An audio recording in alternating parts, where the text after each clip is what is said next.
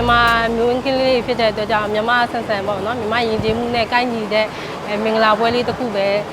ပြေဝဝလေးတော့စီစဉ်ပေးမယ်ဆိုပြီးတော့စဉ်းစားထားပါတော်တော်စုရမှာပါကြိုးစားရမှာတိတ်မဆိုးပါဘူးသူကမဆိုးပါဘူးဆိုးကိုပဲဆိုးတာကိုကဦးဆောင်ပြီးတော့ဆိုးနေတော့ကိုကဆိုးဖို့အချိန်မရှိတော့ဘူးကို၄ယောက်ထဲမှာကိုတယောက်ထဲပဲကြောင်းပြီးတာရှင်တယောက်ထဲပဲကြောင်းပြီးတာဟုတ်တယ်ဘာနဲ့ကြောင်းပြီးရလဲမူလာတဲ့နဲ့ကိုထွန်းကဆိုတော့အကိုတွေဦးစားပေးလိုက်ပါအောင်မနောက်ကကြော်တက်လို့မကောင်းလို့လေကိုရဲ့အနုပညာညီကိုမောင်နှမဆိုတော့လေအကိုတွေဦးစားပေးလိုက်တယ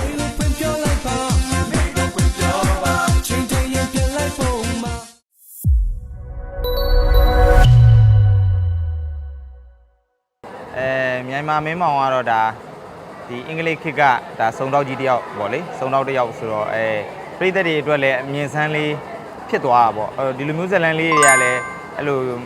ရိုက်ကူးမှုတွေကနည်းနည်းသွားပြီလေဘာလို့လဲဆိုတော့ခက်ခဲတယ်လေနေရာထိုင်ခင်းနေပြီးတော့အင်္ဂလိပ်ခေတ်ကနေတဲ့အိမ်နေအဲ့ဒါမျိုးကရှားသွားပြီဆိုတော့ကျွန်တော်တို့ဒါထုတ်လို့ရင်းနဲ့ပူးပေါင်းပြီးတော့ဖန်တီးပြတာပေါ့လေဒီဇလန်တွေလေးဟုတ်ဒီကာရီတာနဲ့ကျတော့သူ့တော့ကအရန်သူအဲ့မှာစူးစမ်းခဲ့ရတယ်အများကြီးကိုသူရှာခဲ့ရတယ်ဘာလို့သူကအစအဆုံးသူကိုယ်တိုင်လုပ်တဲ့လူမျိုးဖြစ်တဲ့အတွက်ကြောင့်သူပိုပင်ပန်းတယ်အနုပညာကတော့အကောင်းဆုံးဖန်တီးတာပဲလေအဲ့လိုဝေဖန်တာတို့ထောက်ပြတာလို့ဆိုရင်တော့ကျွန်တော်တို့ကပြင်ရမှာပေါ့အဲ့လိုမျိုးတိုက်ခိုက်တာမျိုးပါညာဆိုရင်တော့ကျွန်တော်တို့ကသိပြီးတော့ဟိုမဖြစ်တော့ဘူးပေါ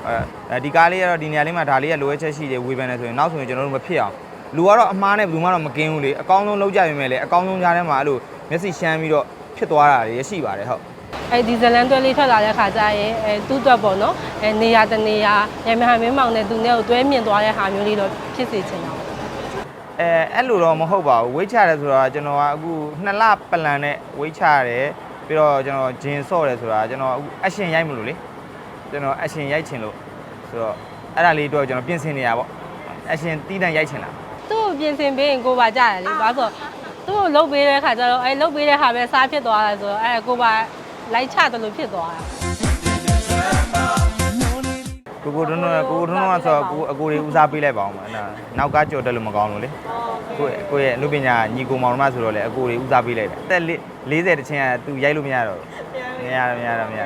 ဘယ်တော့မှမစားရမှာလဲဆိုတော့အခုစားရပြီလေညွန်နေပါလာမှာပါဟိုလိုထူးထူးခြားခြားဆန်းဆန်းပြောရင်မဟုတ်ရင်တော့မှရိုးရိုးလေးနဲ့တော့တခုတော့လာမှာပါဟုတ်အဲ့လိုမျိုးဆန်းဆန်းကြီးရလို့တော့မဟုတ်ဘူးပေါ့နော်မြန်မာမျိုးကလေးဖြစ်တဲ့အတွက်ကြောင့်မြန်မာဆန်းဆန်ပေါ့နော်မြန်မာယဉ်ကျေးမှုနဲ့ကိုင်းညီတဲ့မင်္ဂလာပွဲလေးတစ်ခုပ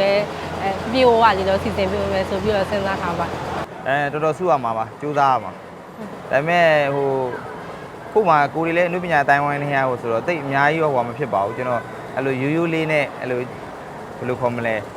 ရိုးလေးနဲ့အဲ့လိုကြည့်လိုက်ရင်နေမဲ့ဟာမျိုးလေးဆိုရပါပြီအဲ့လောက်လေးပါပဲအဲ့လို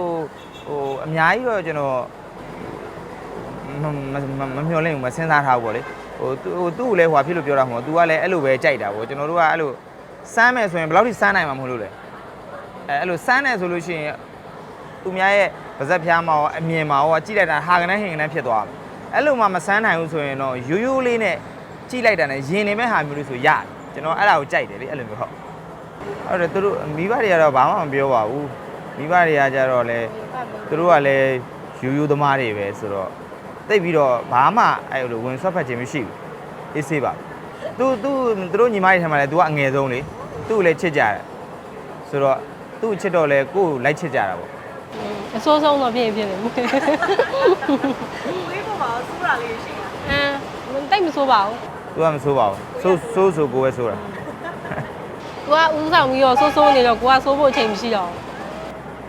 ကိုတွေကလည်းအမှန်တမ်းပြောရင်လေအသက်တာနေဖြစ်ပြီကျွန်တော်တို့ကကိုယ်တိုင်ကိုကြစီစဉ်ပြီးအလုပ်လုပ်ခဲ့ကြတဲ့လူတွေဆိုတော့လေကျွန်တော်တို့မှာအဲ့လိုလေပျော်ခဲ့ရတဲ့အချိန်အဲ့လိုလေစိတ်လွတ်ကိုလို့နေခဲ့ရတဲ့အချိန်မရှိသလောက်ရှားတယ်မြန်မာမင်းမောင်ကပြည်သက်အတွက်ထူးထူးခြားခြားဇလန်လေးတစ်ပုဒ်ဖြစ်မှာပါ။ဘာလို့စုံတော့ဇလန်လေးလည်းဖြစ်တယ်။ပြီးတော့ပြည်သက်တွေအနေနဲ့လည်းအလွယ်တကူ YouTube channel အဲ့ဒါ CC9 မှာကြည့်လို့ရတယ်နော်။ကြည့်လို့ရတဲ့အခါကျတော့အရင်လိုခက်ခဲစင်မဟုတ်တော့ဘူးလေ။အလောက်ကပြန်လာရင်လည်း YouTube ထဲဝင်ဖွင့်ဝင်ကြည့်လို့ရမယ်။ဒေါင်းထားလို့ရမယ်။ဒါရဝိုင်းလွယ်သွားပြီ။အဲ့တော့ဒီဇလန်လေးလွယ်လွယ်တကူအားပေးလို့ရတဲ့အတွက်တခဲနဲ့အားပေးပါအောင်လို့ကျွန်တော်ပြောချင်ပါတယ်။ ဟုတ်ပြီလိုက်ပါဦး။ ဟုတ် ဒီကားလေးနဲ့ပတ်သက်ပြီးတော့ပေါ့နော်ကောင်းခြင်းဆိုးခြင်းတွေကိုလည်းနားထောင်နေပါရဲ့လို့ဒီကားလေးကိုလည်းအများကြီးအားပေးပါအောင်လို့